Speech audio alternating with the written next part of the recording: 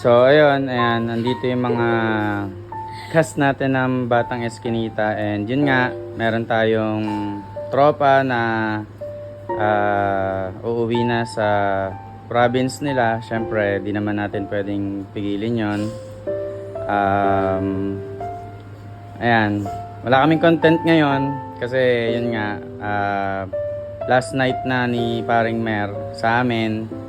Pare, saan ka ba papunta ngayon? Sa Bicol po. Sa Bicol na. Wala naman kami magagawa kasi syempre family decision di ba? So, ano naman masasabi mo sa experience mo sa tropa, sa Batang Eskinita? Masaya po. Parang kapatid ko lang po sila eh. Mas malala na. Iyak po. So, syempre gusto din namin magpasalamat sa mga ambag mo sa vlogs natin. And sana pagka nagbakasyon ka, yun, sama ka ulit.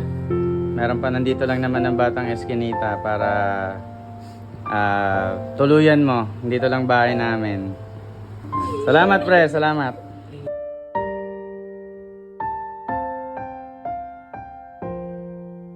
Group hug muna.